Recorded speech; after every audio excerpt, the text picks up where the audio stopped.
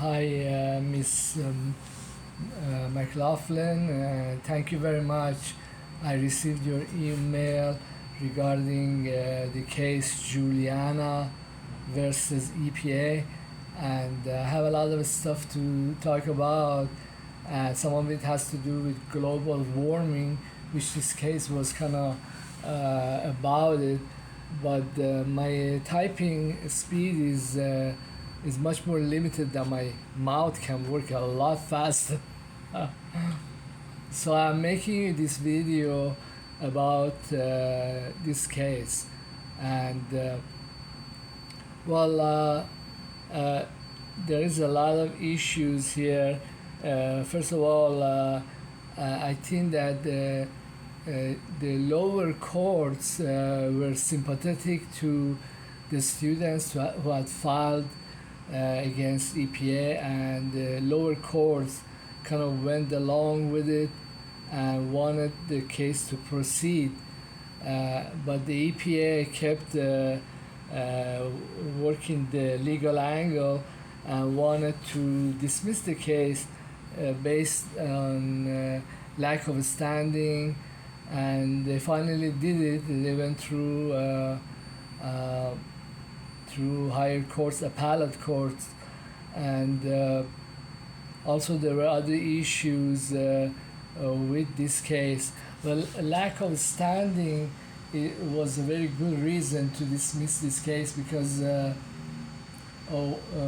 we don't know if all the sources that produce pollution, air pollution, they can even be controlled or manipulated by EPA. EPA is a U.S. agency, and there are huge polluters all in China, in India, and they're all dumping stuff into the atmosphere, and it's all connected. It's not like what the United States puts out is going to make a great difference, or as much difference, but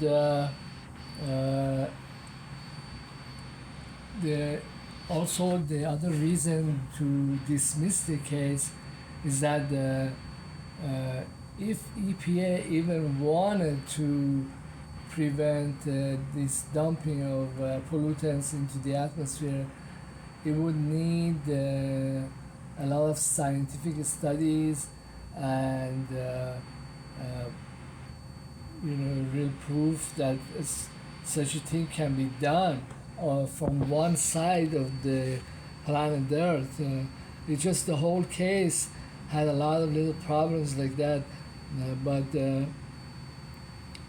also the fact that the lower court wanted to go along with this shows that also the lower court is under the impression of a lot of fallacies regarding global warming. It also believes these popular beliefs that EPA can do something about it, which is kind of powerless. Other reasons that EPA is very much not empowered to change things around is that EPA is an agency, and the U.S. government and its politicians are very successful, very skillful in manipulating EPA. And as we discussed previously, U.S. Exports depleted uranium in different wars around the world, and EPA is powerless to change that. And some of these people who have gotten cancer, they're actually U.S. Marines or U.S. servicemen. And I showed you or sent you a notice by Veterans Administration that they are dealing with this issue. So it's really the lack of standing was a very good way to dismiss the case, and but these students, they had their hearts in a good place, and they were trying to make a difference, but I don't know if that's the route. Also, the legal system is quite incapable of making changes that should come from legislation, not from judicial branch. Legislation that directs EPA to do things, but even legislation requires a lot of studies. Usually, Congress, you know, finances a think tank to study this problem and come up with some recommendations, and then the politicians kind of rubber stamp that. That's kind of limited way, but they've had a lot of successes with their Clean Water Act, being able to clean up the rivers. That's something that commendable or appreciable, and also EPA has been successful by reducing emissions through SMART program. They're not utterly a failure, but studying the material, I see that the pollutants that are significant, they are not CO2. That means that more cars on the road does not necessarily mean higher global temperature. But if we get rid of the pollutants or have very high standards for smog, yes, we can reduce or prevent the increase in global warming, and that's a route that that EPA has taken. But when this case was filed, I think both the court, district court, and the students were under the impression that less cars will make a difference. Also we could mention the fact that at the Trump era, Trump refused to go along with international agreements and to reduce emission of CO2 in the United States, and he cheated and brought the United States out of these international agreements. But many other countries like China and India, they remain in international accords, and they forcefully reduce their own emissions, which shows that the EPA is not even able to deal with its own political branch of government. It can come in and really whack them around. And in fact, I think Trump, he reduced their budget. He wanted to just completely get rid of them because he also supports coal industry. Trump was very destructive to many U.S. Agencies, immigration, Homeland Security, ICE, and also EPA. It was like a guy with the machete going around, and he is, legally speaking, he is the executive that had the right to do all this stuff. He did a lot of damage already. I don't know what the Biden administration is doing, or if somebody that has such a severe Alzheimer sitting in the Oval Office does even think about this stuff. But let's go down the list of fallacies about global warming. The first fallacy was that CO2 causes global warming, which is wrong. those pollutants cause the global warming. Then there has been periods in Earth's history that uh, the concentration of CO2 in the atmosphere was much higher due to volcanoes, natural volcanoes, and when the concentration of CO2 goes up in the atmosphere, and also there is global warming due to volcanoes or due to the there is other reasons too. For example, when a star Nibiru, which has been passing by Earth, has a lot of gravitational pull on the core of the Earth, which is metal, and it heats up the core, but the temperature isn't really able to entirely stay inside the Earth. It gets out through volcanoes, and also the the the last layer on Earth, the top layer, is simply some silicon, and it doesn't mean that it will keep all the heat in. If there is too much heat, it gets out, even not just by volcanoes, but by which is called convection, but by just simply by conduction. That just the Earth becomes the surface of the Earth becomes hotter and increases the temperature. The but when there is too much concentration of CO2 in the atmosphere, a lot of, and also there is there is higher temperature. There is also a lot of water that evaporates from the sea, and there is rain everywhere. So right now, there is rain, a lot of rain dropping on Saudi Arabia. There is a lot of rivers that had been dry for millenniums are starting to flow, and there's a lot of vegetation growing there.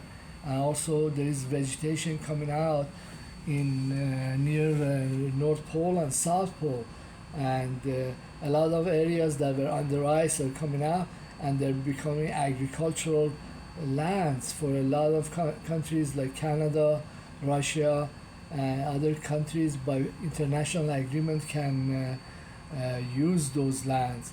And but the net effect of all this vegetation coming up is that they'll absorb a lot of the CO2, and this is like the thermostat for planet Earth. When the vegetation becomes a lot, then they will absorb extraordinary amounts of CO2, and then the whole planet will enter ice ages. So we have like a cyclical global warming and ice ages that have nothing to do with gasoline cars. And there is also, you can compare the amount of increase in concentration of CO2 compared to just one volcano. All the CO2 that humanity has created since industrial revolution would not compare to one volcano just erupting. So I mean, there is arguments against global warming that we humans are the culprit. It could be totally false. It could be that we are not the culprit. But the final fallacy is that global warming is really bad for us, which is not true. Global warming has had benefits for us. First of all, it will release a lot of land that, for example, Antarctica, South Pole, North Pole, all these lands are arable now. There is rainfall, and also it will release a lot of history of humanity. A lot of animals that existed, their carcasses are there, A lot of pyramids are in South Pole, and they will be released, and they will have to be considered as human history. There is a lot of benefits. Also, the previous civilization um, was very wealthy in technology and in gold, and digging these things out is a bonanza. There is oil there in our poles, and it's just continents. And because we have agreements, international agreements, all the nations can get a piece of it. So there is good things that has come out of global warming. It's not all evil, but the, I am estimating. This is my opinion. Okay, it has nothing to do with Juliana versus EPA. I am estimating that the United States and Russia are going to get into a nuclear exchange, and because of all the dust and burning of cities, this stuff is going to get into the atmosphere, and for a short period, like 3 years, 4 years, uh, there will be kind of like a mini ice age. It will be very cold winters, and also the last 12,000 years uh, ago, there was a major flood because of shifting of the poles, which is happening right now too. And I think that well, in the religious text, they say that God wanted to get rid of all the big animals and all the giants that had taken over the earth. It wasn't part of his plan, and he killed them off with these earthquakes and floods. And I think that many of the people who are white races, Anglo-Saxon, they're like Scandinavians or Yankees, they have the genes of these giants. They were not part of the God's general plans. Just some other group came in and did some stuff, and God got rid of them in the one flooding cycle. And these nuclear wars and the coming floods due to Nibiru, which is going to be here about a year and so, is going to wipe out a nice big chunk of humanity. Prophet Muhammad says that 5 out of 7 people will die, and then some other accounts, Imam Ali, one of the founders of religion of Islam, says that in the nuclear wars that will happen, 7 out of 9 people will die. So I think part of God's plan is to get rid of these nations that have been tormenting humanity. But this part of it is entirely my opinion, my religious opinion. But there has been signs of these things happening. I do not believe global warming is bad for us. After the 3 years of a mini ice age, then the trend of global warming will continue, but then nature will take over by absorbing the CO2 due to vegetations, and then we'll enter in a long ice age again, something like that. Well, this is my estimation of what's going to happen, and I don't agree with many experts. One thing that is a clue is that CO2, carbon dioxide, is a food to many creatures, to many plants, and it gets absorbed one form or another. So I don't know. Uh, Many environmentalists, they talk as if this is we have really killed ourselves, killed our planets, but maybe not. Thank you very much. I've enjoyed your course very much, and probably we'll take some more courses with you next semester. And it sounds like uh, the state of California is finally going to give me a Cal grant, and I can kind of move into a program like JD program, but they've been very hostile, and I don't know. I'm kind of loitering in IVC all these years, but hey, I've taken a lot of law courses here, and this will continue. And I'm going to, once I get into a regular JD program, Juris Doctor program, then I'm going to look for for what they call it, pre bar exam preparation course, and then take the bar. I have more confidence than last year when you told me I could take it. So we'll see. We'll go from there, and thank you very much. We'll chat. Okay.